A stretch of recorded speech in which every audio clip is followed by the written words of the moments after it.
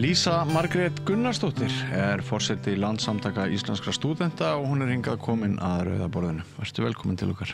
Takk fyrir. Ég ætla að ræða við þig þær breytingar sem eru nýsamþykktar á Alþingi og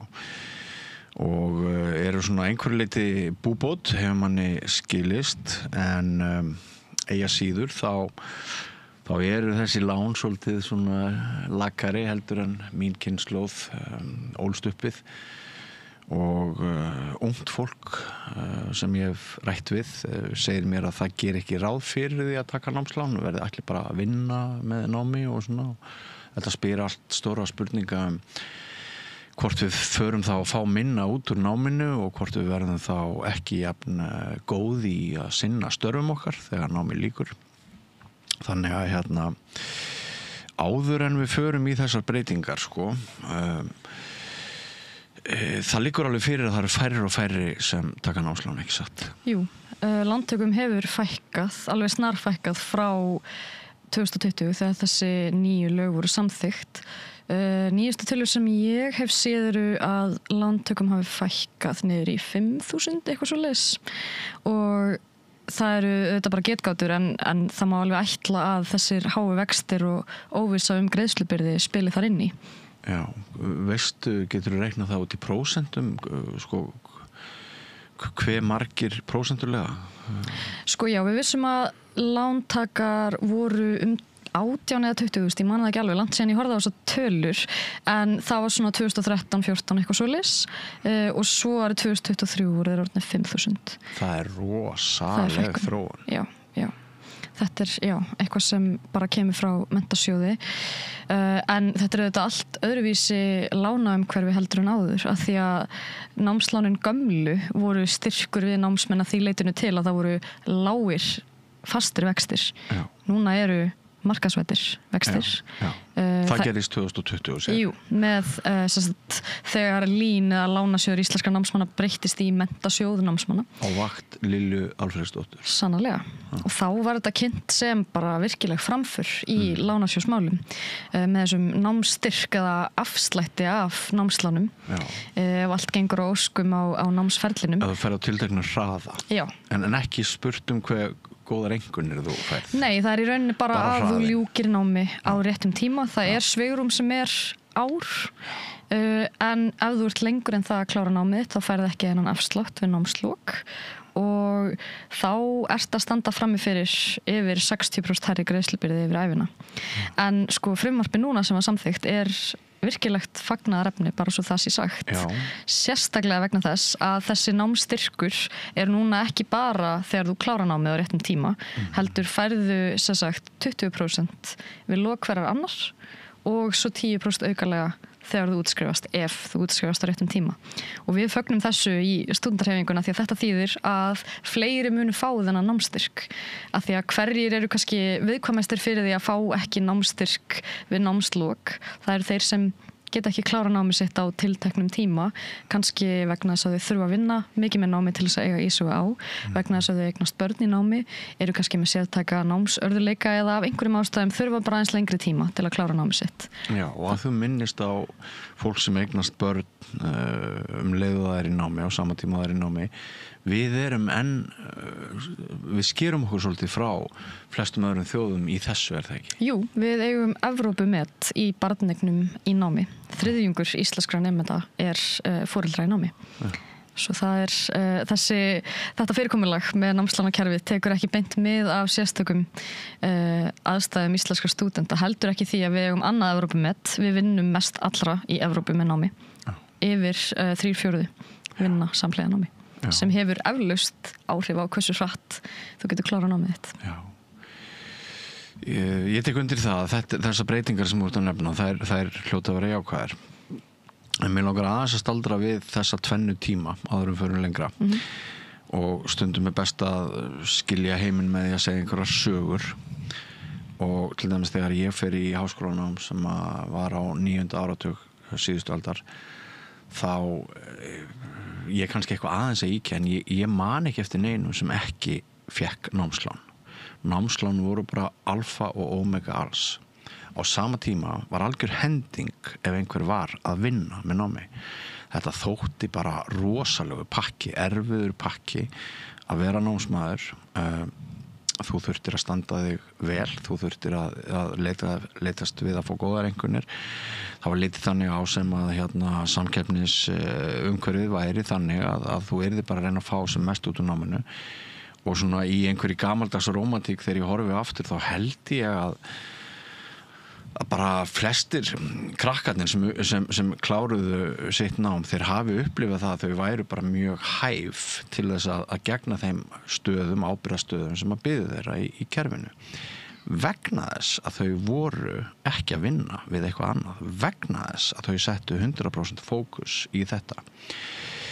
Ég hef töluverðar áhyggjur af því samanber þetta sem þú nefnir mér með hrun námslánanna úr 20.000, kannski 5.000 á ekki allt og löngu árabili að ef þið eru meira minna öll farin að vinna þá hlýtur það að bitna á gæðum þess náms eða gæðum ykkar sem handhafa framtíðarinnar þegar þið útskrifist. Ég ætla bara að fullyrða það. Ertu ósammála því? Nei, ég hjartanlega sammála því og líka svo það sé sagt, fólk sem tekur námslán gjarnan að vinna líka af því að framfærslan dugar ekki til þess að eiga fyrir leigu og framfærslu almennt. Ég held að það sé alveg óhætt að fullyrða það að það að vinna með námi hafi áhrif á námsframvindu og getu til að sinna náminu af því að nám vinna. Og pælingin með því að gefa námslán, hagstæð námslán, hljóta vera að fjárfesta í framtíð þessa samfélags og það raunar lögbundið hlutverk Menntasjóðs námsmanna að vera félagslegt jöfnunartæki sem veitir aðgengi og getur til þess að stunda nám óháð efnahag. Já. Það raunin í dag ef við erum að senda unga nýútskrifaða fólki okkar út stór skuldugt og örugglega þreytt að því að hafa verið í vinnu og námi samtímis. Það eiginlega að verða tímabært að spyrja hvort námslán sem alvöru félagslegt úrræði sem jafnar aðstöðumun nemenda hvaðan á landinu sem þeir koma í nám sé á útlið. Algjörlega. Gaman að segja frá því að einmitt í ljósi þess að þessi lög um Menntasjóð námsmanna voru samþykkt 2020 og nú eru við farin að sjá fólk sem útskrifað og farið að greiða af þessum lánum. Landssamtök íslenskra stúdenta og BHM voru að gera verksamning daginn þar sem að til stendur að rannsaka áhrif nýja námslánakerfisins á stöðu fólk sem að greiða lánunum, hvernig þessi niðurfelling hefur verið að nýtast og hverjum ekki og hversu íþyngjandi þetta fyrir greiðendur út frá félagslegum aðstæðum, efnahag og því líkt af því að við höfum lengi talað fyrir því í LÍS að þetta sé mikið jafnréttismál að námslán séu í rauninni að ganga þvert á það sem þau eiga að gera samkvæmt lögum sem að tryggja félagslegan jöfnuð og hvort þau séu hreinlega að auka ójöfnuð. Já. En það sannarlega verið að bregðast við þessu í ráðuneytinu að einhverju leyti með frumvarpi sem var samþykkt núna fyrir 3 vikum.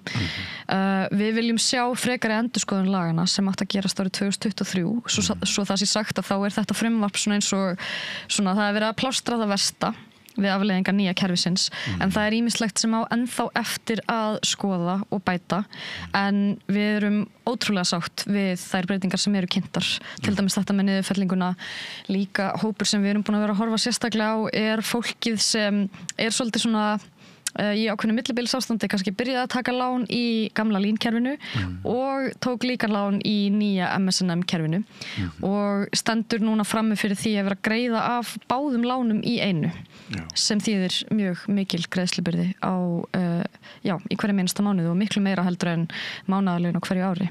Þannig að í nýja frumvarpinu þá verður frá með ég man ekki hvort það 1. apríl eða 1. maí, allavega í vor á næsta ári, þá verður hægt að sækja að fá að greiða fyrst af háláninu sem nýja lánið og ég hvet alla sem eru fastir í báðum kerfum að sækja að fá að klára nýja lánið og þá býður bara gamla lánið og það ekki með sömu markaðsvætu vöxtunum og nýju lánin, þannig að þú greiðir fyrst hálánið og svo þú ert búin að því að þá getur þú byrjað að greiða af hinu. Þetta mun létta verulega á greiðslubyrði margra, af því að ég veit töluvert marga sem eru að borga af bæði H og G láni. En fyrir þá sem vita ekki neitt þetta kerfi. Já. þegar vextir eru háir, Já. þá verra að vera námsmaður, þá eru lánin dýrari. Já, það sem stúdentarhreyfingin gerði á árunum 2019 og 2020 þegar það var verið að leggja grunnina þessu nýja námslánakerfi var að krefjast þess að yrði vaxtaþak af því að í upphafi stóð til að hafa bara ekkert vaxtaþak af því að Ísland væri jú lágvaxta umhverfi. En sem betur fyrr þá var sett vaxtaþak á. Það 4% á verðtryggðum lánum og 9% á óverðtryggðum lánum. En þetta hefur, lánin hafa verið í vaxtaþakinu í 3 ár að minnstakosti af því að Ísland ekki lágvaxta umhverfi og hefur ekki verið undanfarin ár. En samt sem áður, þó það sé vaxtaþak, þá þetta háir vextir, svo líka í þessum nýja námslánakerfi að þá ríkissjóður ekki lengur ábyrgur fyrir vanskilum. Þannig að ef að ég tek námslán og ég stend í skilum, borga bara af mínu láni, klára mitt nám á réttum tíma og allt gengur eins og það á að ganga, að þá samt sem áður vaxta álag á láninu mínu. Og þetta vaxta álag til þess gert að bera kostnaðinn af vanskilum. Þannig að það núna á herðum stúdenta sem taka lán að standa undir þessum væntum afföllum eða vanskilum sjóðsins. Þetta hefur aldrei verið svona í íslensku námslánakerfi fyrir árið 2020. Þannig að við erum með margfalt hærri vexti, við berum ábyrgð á vanskilum og þessi afsláttur, þessi niðurfelling, þá hann kunna hljóma vel þegar maður setur hann í samhengi við vaxtaumhverfið, þá þetta ekki betrumbót fyrir stúdenta. Þetta eru slæm lán með að við, hvernig þau voru. Ég get skotið inn í þetta persónulega að ég tók námslána á 9. áratug síðustu aldar og ég greiddi þau bara upp hratt og vel og lítið mál sko. En svo tók ég aftur námslán eftir hrun. Þá var ég einn af mörgum fullorðnum Íslendingum sem að fóru í háskólanám. Ætlaði að auka virði sitt bara með því að og með að lítið atvinnu og svona með að fara í nám. Og þetta eru 2 alveg gjörólíkir heimar. Algjörlega. Og þau munu fylgja mér alveg bara á grafabakkan sko og munur tölvertuðu. Ég held líka háskólaráðherra hafi sagt þetta best sjálfur á pallborði sem var á landsþingi LÍS núna í vor. Hann talaði að hann hefði svolítið fylgst með lánakerfinu versna frá kynslóð til kynslóðar. Hans lán voru best þegar hann var í láni, svo fór konan hans í nám, þar voru lánakjörin aðeins verri. Og svo sonur þeirra núna í námi og hann með lang verstu lánakjörin. Og við verðum að spyrja okkur sem samfélag, þú veist, þetta þróunin sem við viljum þegar kemur að því að mennta þjóðina? Að fjárfesta í ungu fólki sem sérfræðingar í lýðræðissamfélagi, þú veist, viljum við vera með verra og verra lánakerfi? Það má hafa áhyggjur bæði af einstaklingunum og samfélaginu. Það má spyrja sig hvort háskólasamfélagi verði heimskara með því að resursarnir, þú hefur ekki resursar til þess að einbeita þér 100% að náminu. Ef þú þarft að vinna með af því félagslega lánaumhverfi svo skert, þá við verðum bara reynilega, við endum með heimskara háskólasamfélag, ætla ég bara að fullyrða. Já, líka bara þú veist, kannski nýútskrifaða sérfræðingar sem eru bara á góðri leið með að fara í kulnun. Eða það. Og þurfa að byrja að borga af láninu sínu miklu fyrr heldur en áður. Annað gott í frumvarpinu sem var samþykkt að þá að lengja upphaf endurgreiðsluna. Það var 12 mánuðir með lögunum árið 2020. Það var lengja það í 18 mánuði núna sem eru þetta skrefið rétt átt. Við viljum sjá allavega 2 ár eins og tíðkaðist og tíðkast annar staðar af því að þú þarft smá rými til að fóta þig á vinnumarkaði með nýja gráðu og þess aftar. En það sem að fólk sem eru að útskrifast núna býr við að það hefur ár til þess að finna út sínum málum og svo þarf bara að byrja að borga af námslánunum sínum. En ég nefndi við því áður við kveiktum á upptökuvélunum að ég hefði gjarnan viljað njóta þess að sjá lánunum minni breytt í styrk. Já. Fyrir þá sem að fara á sæmilegum hraða yfir og jafnvel finnst mér ekkert vitlaust að þetta væri einhver leiti bara einhver afburðamennska sko, bara með þeir sem útskrifast með láði, þeir njóti einhverjar fyrirgreiðslur frá ríkinu. En þá sagði þú, þetta engin styrkur. Nei. Útskýrðu það fyrir mér og öðrum. Já, einmitt, sko, nú ég ein þeirra sem eru bæði með LÍN og MSN-M lán og það vegna þess að ég var búin að taka LÍN-lán og svo var þetta nýja námslánakerfi kynnt og þar með talið þessi námstyrkur, 30% styrkur þegar þú klárar námið. Það hljómaði bara rosalega vel fyrir mér sem valdi hugvísinda tengt nám og var ekki droslega mikið að spá í neinu öðru en því. En getum við í raun og veru talað námsstyrk þegar þú berð styrkin saman við vextina sem verið að bjóða þér? Af því að námsstyrkurinn í gamla kerfinu fólst í þessum lágu vöxtum og fyrirsjáanleika. En í nýja kerfinu þá, já, þú færð 30% afslátt ef allt gengur á óskum. En ef þú færð styrkin, að þá ertu samt að borga cirka jafn mikið yfir ævina og í gamla kerfinu út af vöxtunum. Ef þú hins vegar færð ekki styrkin, þá ertu að borga margfalt meira.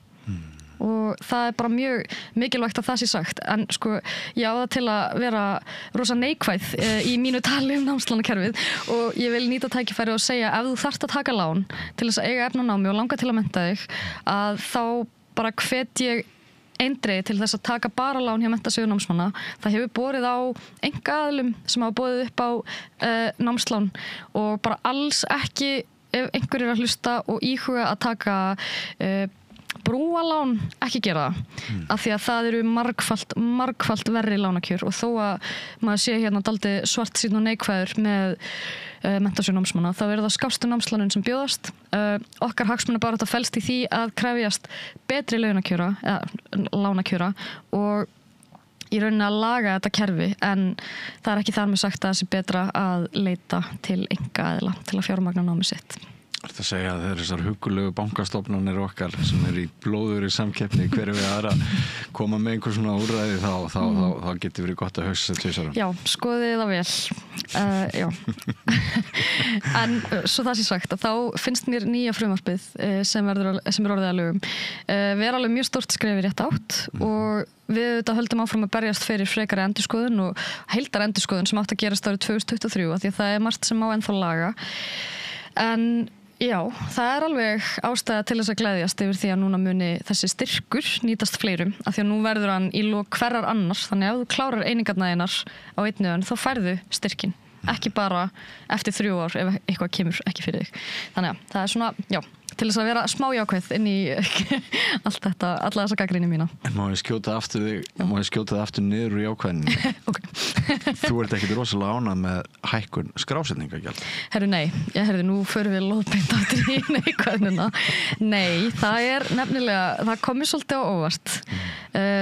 Að það ætti að hækka skrásetningargjöld eða sko tæknilega séð þá þetta sem sagt heimild til hækkun skrásetningargjalda úr 75.000 í 100.000 krónur fyrir opinbera háskóla. Það sem þetta mun þýða að allir opinberi háskólar munu nýta sér þessa heimild vegna þess að eins og mikið hefur verið rætt bara síðustu ár og jável áratugi að þá háskólakerfið okkar undir fjármagnað. Það nýútgefin skýrsla OECD sem fókusar sérstaklega á háskólakerfið og þar verið að ráðleggja Íslandi að fjárfesta í háskólakerfinu og opinberum háskólum. Og þegar Silja Bára, rektor Háskóla Íslands, tók við núna á árinu og varð rektor Háskóla Íslands, að þá sagði hún að það væri verulega mikilvægt að auka fjárveitingar til opinbera háskóla, annars myndi hún neyðast til þess að óska eftir heimild til hækkunar skrásetningargjalda.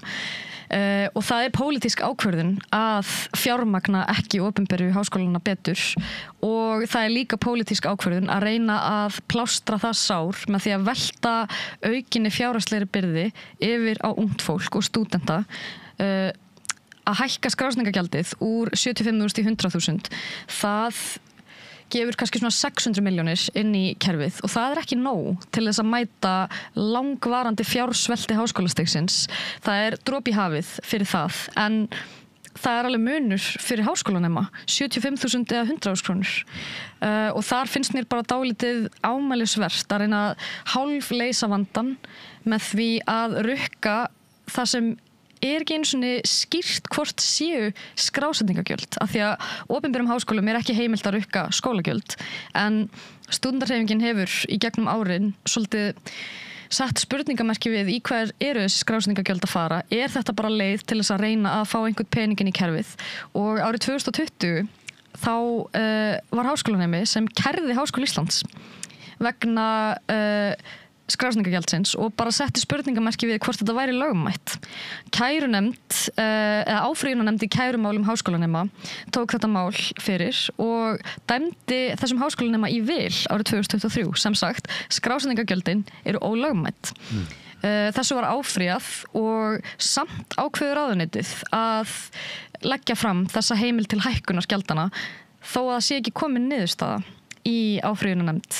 Þannig að við vitum ekki á mannamáli, þá er ekki ennþá skýrt hvort það sé einu svona lögmætt að rukka skrásetningargjöld eins og þau eru núna. Og því finnst mér svolítið skrítið að ég hækka þetta núna af því að þú veist, verðum við ekki fyrst að vera með á hreinu ok, hvað eru skrásetningargjöld, er heimild til þess að rukka svona mikið, hvað þá auka það og síðan bara stóra spurningin, ætlum við að leysa þennan vanda með því að seilast í vasa stúdenta eða ætlum við að fjármagna háskólakerfið og þar með framtíðina. Á hækkunin að taka gildi áramótin eða næsta haust? Sko, hún á að taka gildi sem sagt á næsta ári ef ég man rétt. Það er náttúrulega, þú veist, stúdentarhreyfingin hefur sett stórt spurningamerki við þetta og sérstaklega aftur að því að þá eftir að fást niðurstaða í þetta mál sem áttur endur að liggja fyrir í sumar og hefur ekki enn komið. Ég veit ekki hvers vegna það er erfitt að sanna að þetta skrásetningargjald sé lögmætt, ég veit það ekki. En allavega, bara höfum í huga, þetta er ekki nóg til að leysa vandann og það er alveg skýrt að við ættum bara að fjármagna æðri menntun á Íslandi.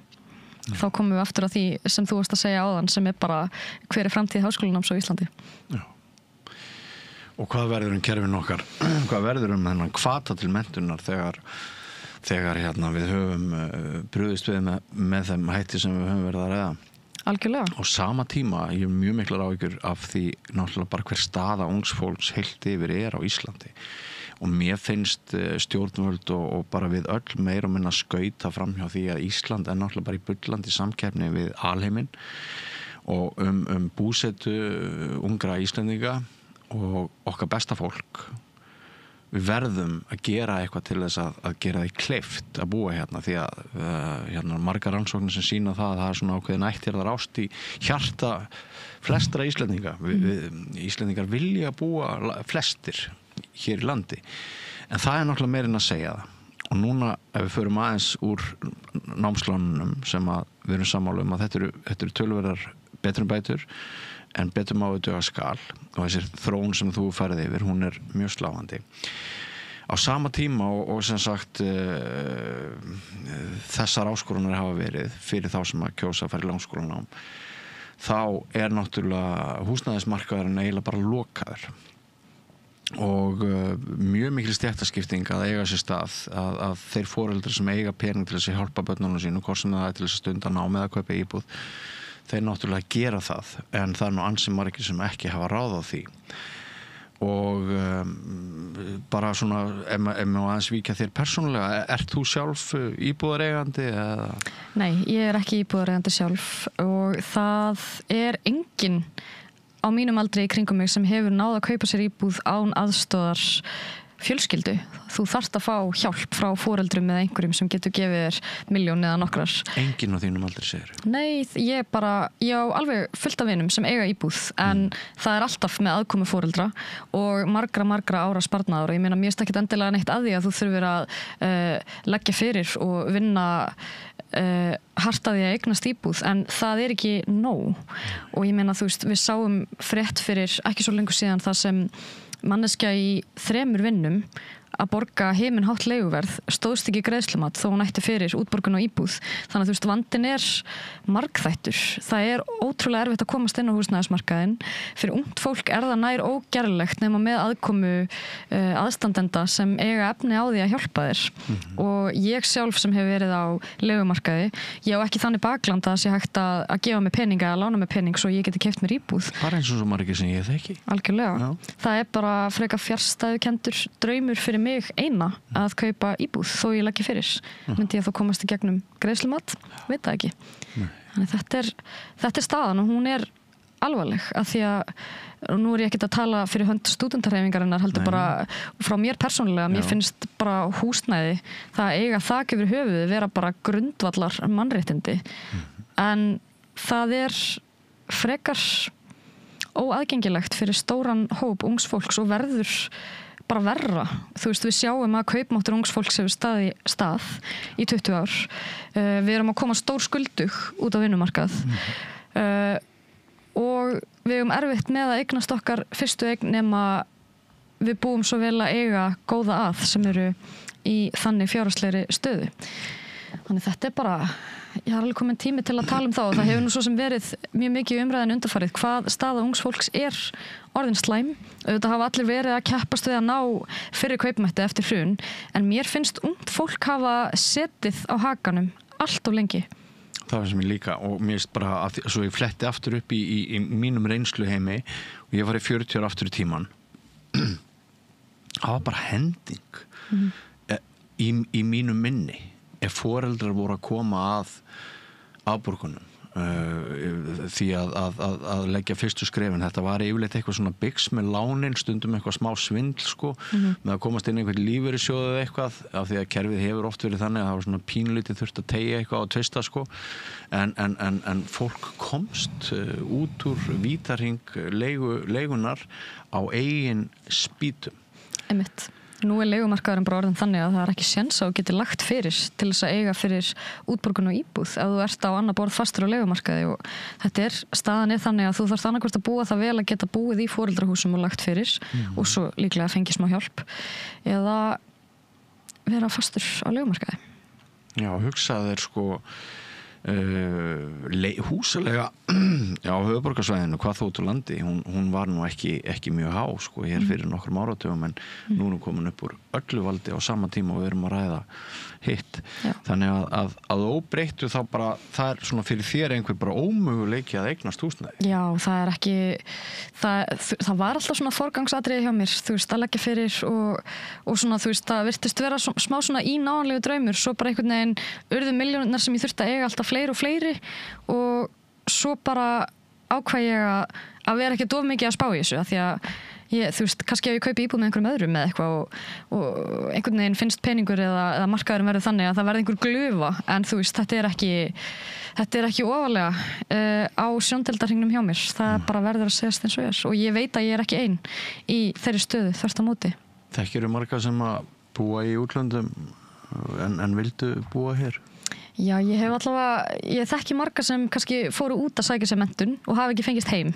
Já, út af þessu ástandi. Já, út af þessu ástandi. Það er erfitt að flytja heim og fóta sig á vinnumarkað og reyna að komast inn á húsnæðismarkaðinn og það er alveg talsvert betra ástand að flytja bara til Danmerkur og búa einhvers staðar þar sem að stuðningurinn er meiri, samkeppnin er einhvern veginn ekki jafn mikil og þá á ég við sem sagt bara að það er betur stutt við ungar fjölskyldur, það er auðveldra að kaupa sér íbúð, það er auðveldra að fóta sig já, þetta þú talar ættjarðar ástina við það að vilja búa í Íslandi og ég tengi alveg við það en svo hugsa ég stundum, er þetta bara eitthvað Stockholm syndrome í manni?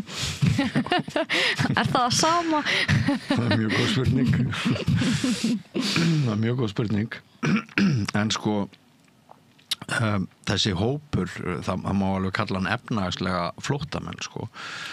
að hann er fyrir hendi við lifum náttúrulega í hnattrænni veröld og mér finnst kannski að við hugum ekki að því að við vorum svona einangraðri áður fyrr og það var bara gengið út frá því að það þyrfti einhver frávik sko til þess að leita sér lifibrauðs og búsett út til landsteinana en eru ekki sammála það að heimurinn allur er undir hjá ungu fólki og það varðar miklu fyrir okkur öll að við höldum okkar besta fólki hér áfram á djöflaeyjunni. Algjörlega, höldum okkur áfram á djöflaeyjunni, fáum heim þau sem hafa sótt sér einhverja menntun og einhverja sérfræðiþekkingu, af hverju ættu þau að vilja búa á Íslandi eins og staðan er í dag.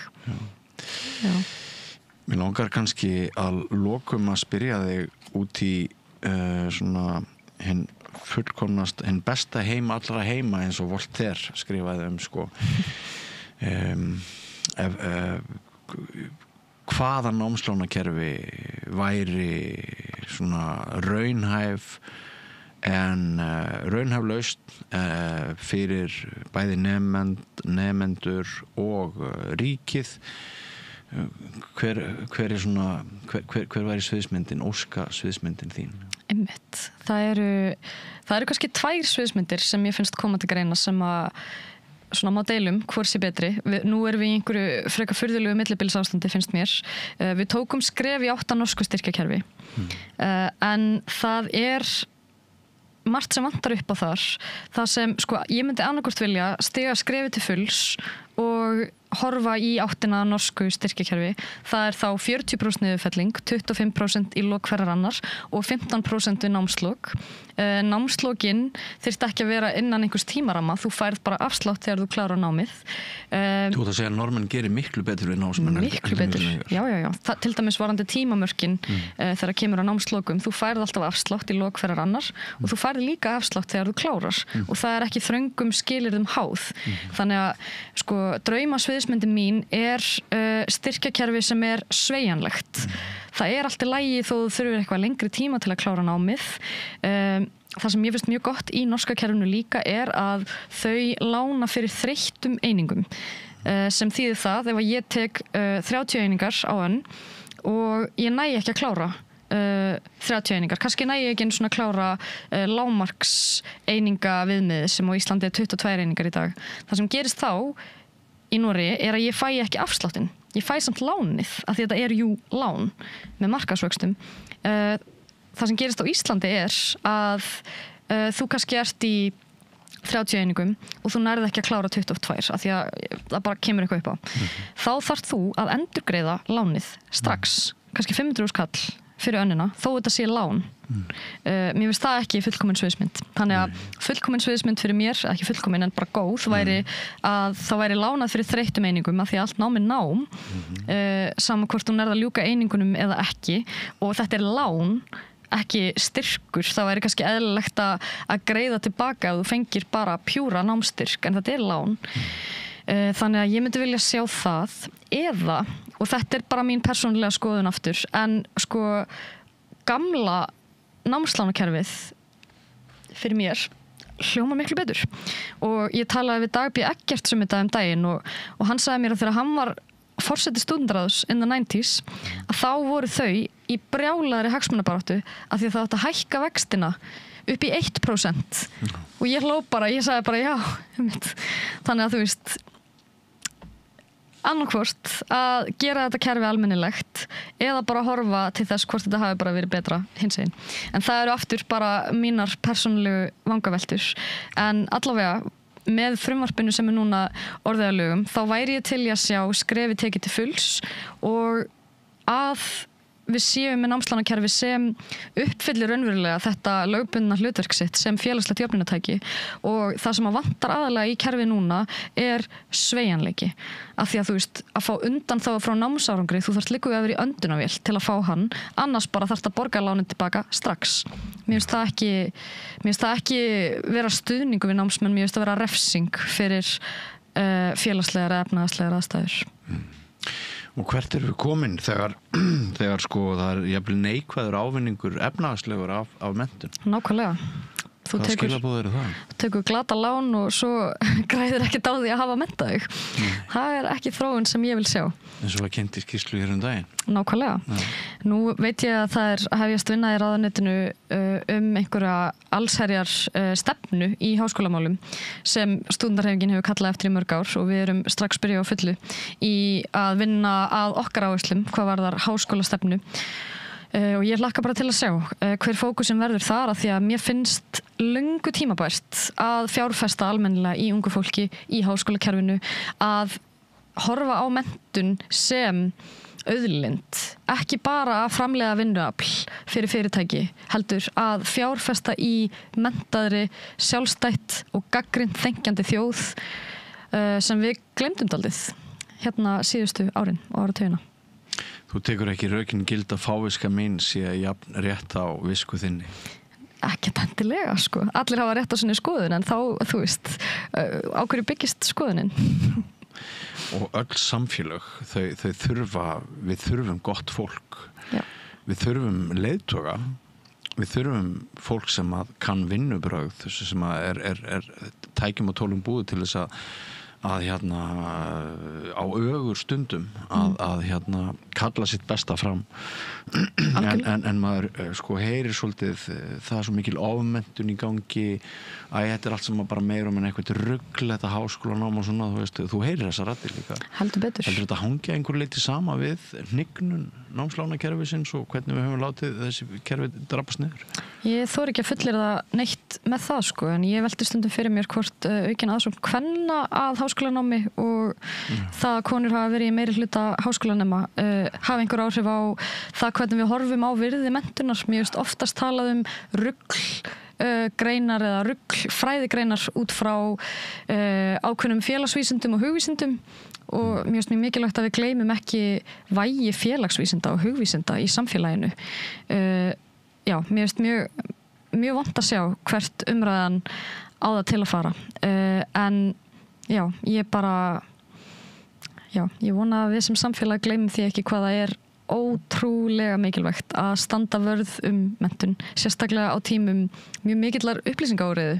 Við þurfum sérfræðinga, við þurfum fólk sem er að fara að takast á við þær virkilega flóknu nútíma áskoranir sem við stöndum frammi fyrir sem samfélag og bara sem heimurinn. Þannig ég veit ekki alveg hvert ég er að fara með þessu en bara metum háskólamenntun að verðleikum, gerum ungu fólki auðvelt og aðgengilegt óháð efnahag og félagslegum aðstæðum að sækja sér háskólamenntun og sérhæfa sig í því sem það langar og bara gleymum því ekki að menntun er auðlind. Og gerum þið líka kleift að eignast eigið húsnæði? Já, það sverður nú óskandi. Okkur langar alveg að eignast börn, sko. Við bara höfum ekki efna á því að kaupa okkur íbúð og hvernig við þá eiga efna á barneignum. Út í það farið. Ég vona einhver sé að hlusta. Ég vona það líka. En það er alveg mjög skemmtilegt alltaf að hitta þig hérna við rauðaborðið og hérna gaman að maður geti hent út svona heimspekilegum, samfélagslegum pælingum og spekulatífum. Við verðum alltaf svart sín saman. Yrkisefnum viðtöðan. Ég veit ekki, erum við ekki bara... Já, einhver þarf náttúrulega að vera gagnrýninn og róttækur og þú veist, það er svona svolítið mikið af fróði. En til að enda þetta á góðum nótum að þá bara hvet ég alla sem eru með námslán núna, sérstaklega gamla og nýja kerfið, tjekkið á frumvarpinu og sækið að greiða af einu lán í einu, af því að þetta er greiðslubyrðin er að fara að skána fyrir ykkur. Ljómandi. Já. Lísa Margrét Gunnarsdóttir, kæra þakkir fyrir komuna til okkar. Takk sömuleiðis. Við höldum áfram hér eftir andartak, ekki fara langt, kæru hlustendur og áhorfendur, næsti kapli eftir andartak. Með því að ganga í leigjendasamtökin styður þú baráttu leigjenda. Leigjendasamtökin eru fyrir öll þau sem vilja vinna að réttlæti og öryggi á húsnæðismarkaði. Leigjendasamtökin.is